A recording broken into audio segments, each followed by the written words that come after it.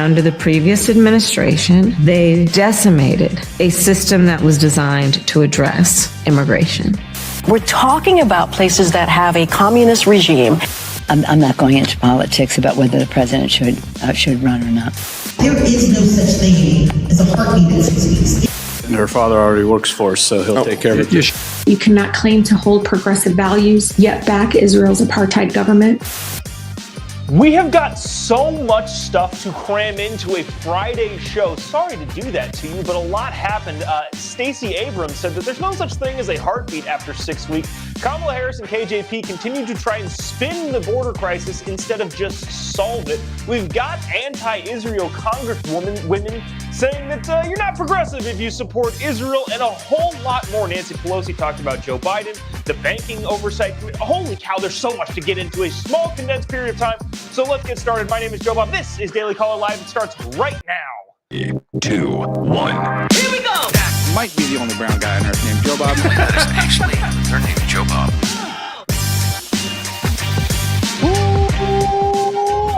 From the dingy bunker, completely cut off from the outside world, except for you fine folks. My name is Jobob. This is Daily Caller Live. Thanks so much for tuning in on today. It is September 23rd, Friday, the year of our Lord 2022.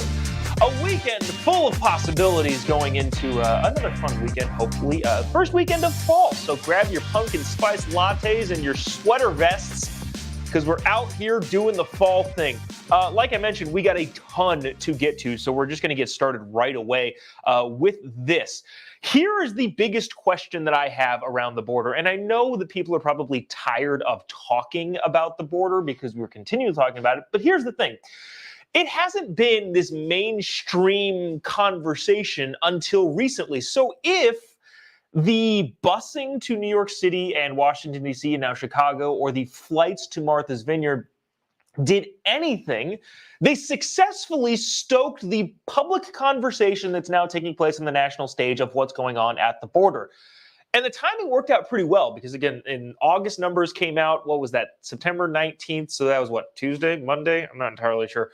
But the numbers came out for the border crossings in the last fiscal year, and we're crossing 2 million. That was the first time we've ever done that. Again, not to beat a dead horse, but 2 million people, 2.1 million people to be exact, with just a month left still. So 2 million people have come to the United States. The question that I have had over this border situation is why not? This is going to sound crazy to you now, so bear with me. You may fall out of your chair after hearing this. This is going to be a shocker. Why not fix the problem? I know that's it's a big thing, not entirely sure if we can do that situation, but seems pretty easy to do. Rather than spin the problem constantly, which is what KJP and Kamala Harris and Joe Biden and who's the secretary of the Mayorkas, everybody in the Biden administration continues to spin, and just playing these spin games rather than just fix it. It's like imagine you didn't do the dishes and your wife said, "Hey, can you do the dishes, please, before you go to bed?" Rather than taking the 5 minutes to do the dishes, you say, "Well, I can't do that because I have, tinnitus in my ears and it's ringing and I can't therefore do the dishes. I have carpal tunnel syndrome in my right wrist and therefore the dishes are impossible to do." And you end up spending more time trying to spin your way out of doing the dishes than it would take to just do the dishes. Anyways, Kamala Harris had a interview with Vice in which she doubled down on why the border is not secure and what's going on with the border. So check it out. We'll get to this, and I guess I can explain what would actually fix this, but I think the context set up before that would be helpful. This is Kamala Harris, the border czar, by the way. She's fixing the border, 18 months to do it. She hasn't really done much. Explaining that here's why it's such a huge issue. And I'll explain why all of the reasons that she gives are nonsense. Also, if you haven't already, there's several of you, a couple thousand of you watching this thing on all of your platforms. If you wouldn't mind clicking the little like button or the little share button or the repost button if you're on Getter, the retweet button if you're on Twitter, or any of those share. It really, really does help us out. Continue doing the show each and every day, weekday mornings here on Daily Caller Live. Anyways, watch this. Check it out from Vice.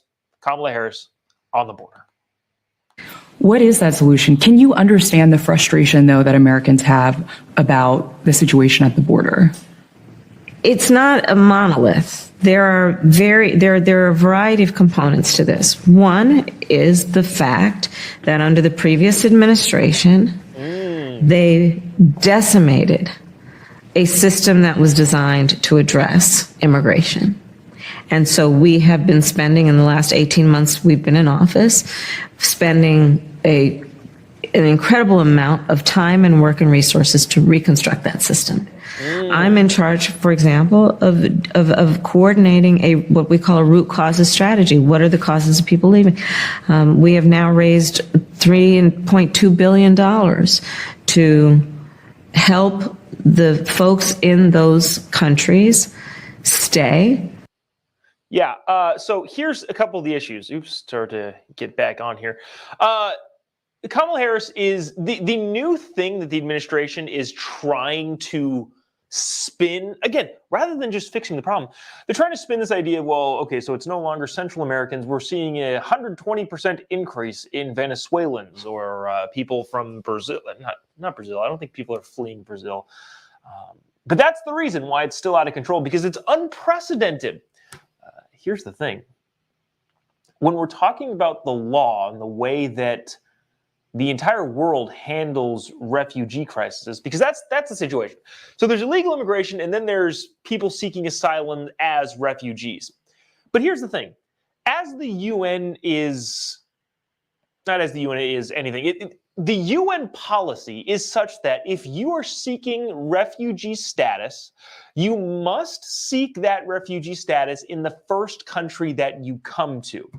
If people from Venezuela or any South American countries who are fleeing communism, by the way, which is what KJP says on The View in the next clip that we'll play, which is freaking fascinating to me. But if there are people from South America seeking refugee status and asylum in the United States, the UN states that you have to seek that asylum in the first country that you get to. Again, I know this is probably not groundbreaking information. I'm sure all of you will probably know that already. But that's the quick and easy fix to this problem. Say, hey, just so you know, if you don't seek asylum in Panama, Mexico, any of the countries that you would have to cross to get to the United States, whether it be by bus, tram, walking, whatever the means of getting to the United States, you have to stay in the country that you first get to. In other words, the country bordering Venezuela should be the ones with the issues, not the United States. Again, I'm not opposed to taking in refugees as long as we're doing it the legal way that every country pretty much has agreed to, but we're not doing it that way. And that's what I mean by fixing the problem. You can fix the problem very, very easily by simply, and this is going to blow your mind, following the rules already set in place. If you want to change the rules, that's one thing. Go ahead, get Congress to pass a different law and say that, well, we don't do this anymore. But they won't do that because, like we said yesterday, pretty much everybody agrees on the border policy, and there's no constituency for what's happening right now. I want to play this clip from KJP, the White House press secretary, on The View, talking about the same issue. And the words that she uses are kind of interesting, and it's really, really interesting, politically speaking, some of the verbiage that she's using, especially up against the midterms. Check this out. Vice President Kamala Harris a couple weeks ago said the border is secure, but we know we've seen an unprecedented migrant crisis, more than 2 million apprehended by the end of September. And the Biden administration has started engaging in lateral flights to help alleviate the pain, basically, on border communities. What is the administration planning to do to deal with the ongoing crisis of illegal immigration? So let's step back for a second, because there's a lot going on that we just want to make sure that folks who are watching understand. So what we have seen these past couple of months, even this past year, is that we have seen an increase with Venezuelans, Nicaraguans, and Cubans. We have seen a 121% increase since last year. So we're talking about places that have a communist regime, and they are trying to leave that communist regime. And so you're seeing this issue across the Western Hemisphere. Now, when you look at North and Central America, it has the migration there, it has gone down. The last 3 months by almost 43%. So we have a new type of migration that's happening. All of our regional partners are dealing with that. We are talking with them. We're in constant communication. Okay, so that's the kind of the typical word salad that you get from the Biden administration, from KJP, the White House press secretary. But she did say something that I thought was freaking fascinating, and I'm wondering if this was a slip of the tongue or this is intentional, and this is the new strategy they're going to be pushing, especially with, 40 days out from the midterms. She said, well, people are fleeing communism. Whoa!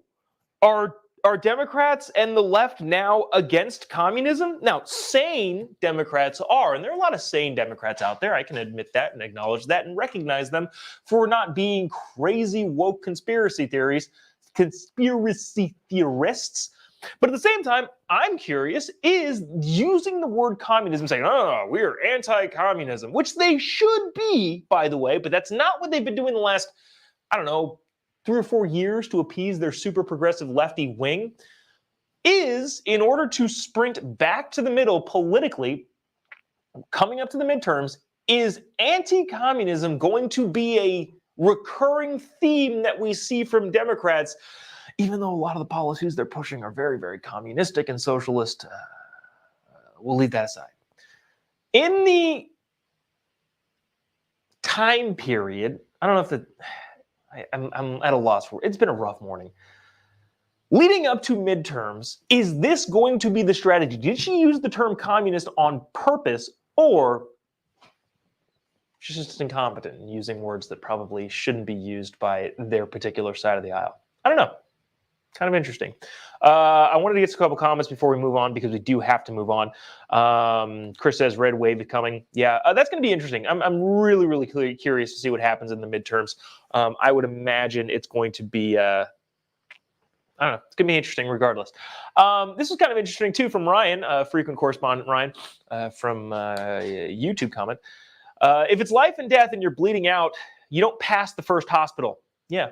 It's a good point. If you're seeking asylum and you truly are a refugee, hey, let's maybe all follow what the UN policy is and seek asylum in the first country that you get to. This from Link said, why worry about people leaving? Your job is to stop them from coming in. Yeah, I can see that. I do find there is at least some legitimacy to the argument of, hey, maybe those other countries, maybe it's cheaper for us to do something there to make people not want to come here as opposed to wall up our borders. I don't know. I don't actually know. I would like to see that laid out thoroughly. Well, I won't, because that's the political climate nowadays. But anyways, I'd be curious to see, yeah. And Bud says, my question is, why does Mexico let all of these people cross their southern border? The answer to that is because we let them in here. If we were putting a ton of pressure, and we can do that, we can pressure them economically, we can pressure them in a lot of different ways. We can pressure the Mexican government, say, hey, you got to stop here. And I think we were doing that for a while. I think during the Trump administration, when there was those caravans that were coming up through the Central America, Donald Trump told Mexico, hey, if you don't stop this at your border, at your southern border, we're going to do X, Y, Z. And I'm pretty sure that was effective. So the reason, Bud, that Mexico doesn't stop people at their own borders, because there's no incentive to. And I feel like the United States needs to make that an incentive for them to stop people at their border. I want to get to this. I know we're moving quickly through the stuff today, but here's Nancy Pelosi on Joe Biden. We're not going to spend a ton of time with this, but this is just interesting. Nancy Pelosi, the Speaker of the House, I would say the true leader of the Democratic Party, because she is, agree with her or not, I think Nancy Pelosi is wrong on pretty much every single policy thing she's ever said, ever. Probably 90% of things that she says, I think, are wrong. Having said that, she's very, very good at what she does, and what she does is manage the Democratic Party. She's having some issues with the super, super left and the crazy progressive wing that she has, but she is very, very good, and her being very good at what she does as a Democrat is, what she says here is telling. Watch this. And I'm wondering if you think you should run in 2024, or if you think the party should put someone else forward who might be better? President Biden is the president of the United States. He did a great service to our country. He defeated Donald Trump. Let's not forget that. If you care about the air we breathe, the water we drink, the education of our children, jobs for their families, pensions for their seniors, any subject you can name, I'm not going into politics about whether the president should run or not. Which is something that a Speaker of the House who is the same party as the sitting president has ever said. Never said. No Speaker of the House of the same party as the sitting president has ever said, I'm not going to talk about whether or not he's going to run. That should be abundantly clear that he is not going to run. He knows it. She knows it. Maybe he doesn't know it, but she definitely knows it. And if there's anybody that can control I wouldn't say necessarily the party, but definitely the money in the party, which is a huge component of controlling the party, it's Nancy Pelosi. Again, whether or not you like her, she is very, very good at what she does. Let me see. Any comments that we can get to? Jan says Pelosi is too old. Yeah, she still seems relatively sharp, though. Again, this is not saying that I agree with her in any way, shape, or form, but if you're having a think-off between Joe Biden and Nancy Pelosi, I think Nancy Pelosi takes that cake pretty easily. I want to get to this whole heartbeat issue, controversy. Stacey Abrams, a television star running for governor in Georgia, also still has yet to concede the 2018 election, but apparently not believing election results is strictly a right-wing conspiracy. Remember when Hillary Clinton didn't buy the election results in 2016 and still to this day goes on shows talking about, wow, Russian collusion. On a much smaller scale, much bigger scale if you're talking about that kind of scale, but on a media scope and talking about scale, much smaller scale, Stacey Abrams, the hopeful governor of Georgia, the person hoping to be the governor of Georgia, did not concede the 2018 election when she lost to the now governor, Brian Kemp. She's running again and continuing to say ridiculous things. How is this where we are? Like in Georgia. So Georgia is a red state-ish. I guess they're getting a little bit more purple. I don't necessarily think those two Senate seats, Ossoff and Warnock, that won in that really weird runoff election, I don't really consider that like a really good snapshot of what Georgia is. I think that was really just interesting campaigning, and there's a lot of stuff going on there. Bottom line is I would say that if Georgia is a purplish state, it still leans pretty hard to the red. And with that, how is Stacey Abrams, who is extremely to the left, how is she involved in how is she the person that they decided to be the Democratic contender? Anyways, Stacey Abrams said something ridiculous. And look, I don't actually know if this is something that she believes or something that she's trying to get attention for, because that's the name of the game in politics. Get as much attention as humanly possible. And Stacey Abrams is pretty good at doing that. But she said something that I can't believe that she believes. I think this is just, we're talking about it now. Everybody on the right is talking about it, which only emboldens her most ardent fans, in which case maybe it's a good thing for her to say, even though it's unbelievably wrong and also just, I don't throw the term around evil quite a bit, but this is getting pretty dang close. Watch what Stacey Abrams said on a panel, and then watch the head nods. We'll probably play this twice. It's a little bit difficult to hear, but this is bananas. If you haven't already, would really appreciate if you click the little like button, the little share button, especially if you're watching on Facebook. That really, really does help us out. The little reaction emoji, or engage with the post in any way, shape, or form. Let us know what you think in the comment section. I think next week we'll be able to read all the Getter comments. So if you're watching on Getter right now, that's probably, I don't know. Go ahead and shoot your comment our way. Anyways, watch this. Maybe we'll play it twice. Check it out. Stacey Abrams saying that there's no such thing as a heartbeat at 6 weeks. There is no such thing as a heartbeat at 6 weeks. It is a manufactured sound designed to convince people that men have the right to take control of a woman's body away from her. All right. so I don't know what the correct reaction to this sort of thing is. Obviously, it goes without saying what she said was ridiculous. So in case you weren't able to hear that because the audio was a little bit muffled because it was a big auditorium and it was on a microphone, Stacey Abrams said there's no such thing as a heartbeat in a baby 6 weeks in. That is a manufactured sound. And the reason they manufacture that sound is so that men can control the bodies of women. So again, a pretty far stretch of the imagination to begin with. Now, I'll be honest with you, I don't entirely know how to react to that sort of thing. Obviously, the first instinct is to be outraged and be like, oh, whoa, whoa, whoa, I thought we talked, or this is the party of quote unquote science.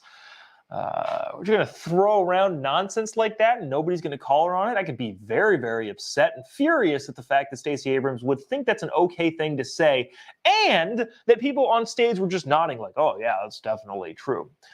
But at the same time, I don't know if I can muster up the fervor because somebody ridiculous said something ridiculous. Am I supposed to be shocked by that? Are you supposed to be shocked by that? I think if anything, all this is a calling card for Republicans to get out and vote in Georgia so that she doesn't get to say that sort of stuff from the governor's mansion. I don't know. I don't entirely know how to react. I'm going to play it one more time because, again, I don't entirely... It's 12 seconds, so check it out. There is no such thing as a heartbeat at 6 weeks. It is a manufactured sound designed to convince people that men have the right to take control of a woman's body away from her. Yeah, so saying that. I thought this was interesting. Jan said Stacey Abrams is pretty much ignorant. Yeah, that's the thing. Is I don't know what's going on here. I look at politics as a sport, as I'm sure I've explained several times. Obviously, I have my own opinion and perspective on how things should run and the government and elections and all that sort of stuff. But I look at politics solely through the lens as a lot of people look at the NFL. So when people say, and Jan, I don't necessarily disagree. I'm just saying Stacey Abrams is pretty much ignorant. I don't know. She's either ignorant of how the world works or quote unquote science, or she's just incredibly cynical. Now, my experience with politicians is in a lot of ways, they are insanely cynical and will therefore say things they know to be not true for the sole purpose of raising money, getting votes, staying in power. So, yeah, I don't know. Katharina says, the crap they try to normalize. Yeah, it's nuts. You know, this actually works pretty well into this. Speaking of politicians saying, whatever it is that they want. This is a clip from the Oversight of U.S. Banks. The House Financial Services Committee had an oversight hearing with the banks. Now, this next clip is from I believe a Republican lawmaker that I'm also not a fan of how they're handling this sort of thing. When we talk about the cynicism of politicians, this is another pretty dang good example, and it's from a Republican. Watch this clip. Just to kind of briefly lay out what's happening here. This is the House committee that oversees the big financial institutions.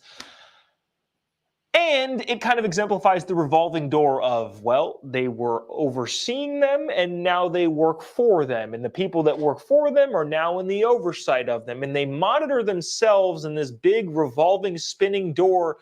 And therefore, both the people who are supposed to provide oversight and regulation and the people who are making money in the banks are all the same and nobody gets called for what they do. Anyways, watch this clip. This is gnarly. The gentleman from Indiana, Mr. Hollingsworth, is now recognized for 5 minutes. Well, good afternoon. I'm excited to be here with each of you. Before I get started on my questions, Mr. Moynihan, I wanted to let you know, Saruthi, raise your hand, Saruthi. She has been my team member for a couple of years now, but on Monday, she becomes a Bank of America team member, about which she is very, very excited. So I hope you'll take good care of her and know and recognize the talent that she has shown already in our office. I'm sure she'll do the same at Bank of America. We will do that, and her father already works for us, so he'll take care of it. You should have told us.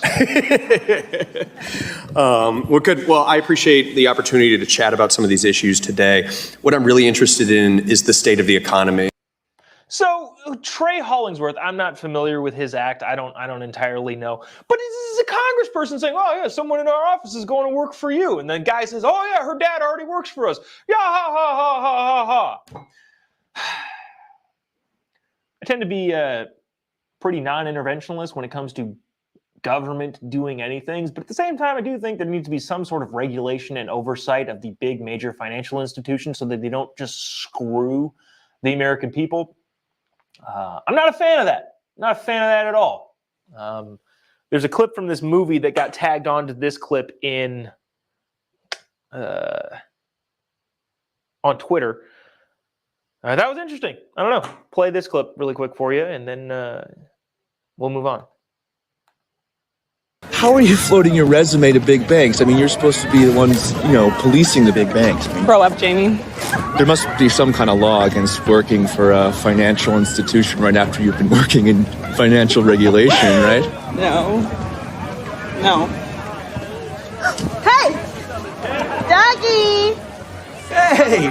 Come over here! What are you doing at Caesars? He's a Goldman. Yeah. Her father already works for us, so he'll take care of it. You should have told us. Yeah, okay, so just calling it how I see it. I don't like that at all. I don't like the fact that the Banking Oversight Committee is, I don't even necessarily want to say in cahoots. It's just the relationship that they have. And I don't necessarily think they need to be mean towards each other, but openly saying, oh, hey, yeah, one of my interns is going to go work for you. Oh, hey, cool. Well, one of my interns is going to come work for you. Relationships that get built are very difficult to regulate. I'm not saying that you can't have relationships outside of the work that you do, but come on. At the very least, and again, this is me being super cynical, at the very least, don't freaking say it out loud, that obviously. All right, I'm going to stop there. But from the same oversight committee, so check that. That was a Republican, I think, Trey Hollingsworth. Again, not familiar with that, but I think he's a Republican. On to the Democrat side. They're not any better. This was from that same hearing, I believe. This is Rashida Tlaib, and we're going to get into some Rashida Tlaib-ness after that, because she also said some pretty interesting things about being anti-Israel, which is an interesting stance to take, man. But she also said this in the Banking Committee, which I thought was hilarious in how the guys, or at least this one guy, responded to her. Watch this. I would like to ask all of you and go down the list, because again, you all have agreed to doing this. Please answer with a simple yes or no. Does your bank have a policy against funding new oil and gas products? Mr. Diamond. Absolutely not, and that would be the road to hell for America. Yeah, that's fine. That's fine, sir. So she said, well, do you have a policy that explicitly bars any new institution from getting money from your bank if they promote any sort of non-green technology? I think I said more words than she did, but basically saying, any new oil companies, you're not going to fund them, right? Like, no. That'd be dumb. Why would we, what? Like, what are you even talking about? So while we can have our gripes with one side of the aisle, the other side of the aisle is not any better, which is what it is. But I want to get to this. This is also Rashida Tlaib. I wanted to get to this because, I'm gonna risk going on a big, long rant here, because this came up at, I don't want to say perfect timing, but at interesting timing, having just spent 2 weeks in Israel learning about all of the different components to the culture, to the different sections of the population, the different land territories and who controls them, the Israeli government, the history of the formation of the state of Israel. Really, really interesting timing that Rashida Tlaib would say this right when I'm locked and loaded and ready to go and fire back on all cylinders. Check out this clip from the anti-Israel congresswoman, and I'll go ahead and fill in some of the gaps that she might be missing, having been in Israel for the last 2 weeks. Again, timing is interesting. Watch this. I want you all to know that among progressives, it has become clear that you cannot claim to hold progressive values, yet back Israel's apartheid government. And we will continue to push back and not accept this idea that you are progressive except for Palestine any longer. Okay, so Rashida Tlaib, Congresswoman, D. Michigan, I think she's from Michigan, saying that you're not progressive. You cannot say that you're progressive if you back Israel. And then she goes on to say the apartheid government of Israel. Apartheid is the separation based on discrimination, especially of race. She says that's what Israel is doing. A couple fun facts. Now, I don't want to dive into, well, maybe I do. I don't know. How much time we got? Oh, boy. We're running up on a time limit here. But without going into all of the history, and I might ramble into the history anyways, interesting fun fact. Guess how many Arabs live in Israel? Arab Muslims, generally speaking, but I don't necessarily know that all of the Arabs are Muslim that maintain a residency and Israeli citizenship. 20%. It's a pretty dang big population of people that are, quote unquote, facing an apartheid government. When Israel became independent in 1948, I believe, if you just want to get into the history of it, because these people love talking about ancestral homelands. First of all, the Jews were exiled, all of that sort of stuff. They come back with the whole Zionist movement. In 1948, there's a UN resolution that says, all right, we're going to split the land that is now Israel up into two parts. Israelis, to my understanding, were like, okay, that's cool with us. The non-Israelis, the Arab rulers at the time at the UN said, pound sand, we want it all. And so Israelis were like, okay, that's, I guess, we don't want you to have it all. And that's what caused a war, and de facto the Syrians, Jordanians, I think the Lebanese at some point, and the Egyptians, all of the Arab forces in that area got their butts handed to them. They could have accepted a compromise of a two-state solution, which is what the UN proposed, but instead they were like, nah, we don't want any of that, and then just got their butts kicked up and down the Holy Land, and therefore lost everything. But at the time, the Israelis, to my understanding, said, you know what, you can stay here if you want and become a part of our new Israeli government. But about 700,000 people decided that they were going to bounce. Whether or not they were forced is a debate left up to history. Some people say that, well, no, the Israelis said you're more than welcome to stay, but also there was possibly some tension saying that maybe you have to leave. But regardless, at least couple million people ended up staying. Remember, 20% of Israel's, 7 million people are Arab Muslims living in Israel, being Israeli citizens. Wow, I'm trying to figure out if this is too convoluted of an explanation to dial it down.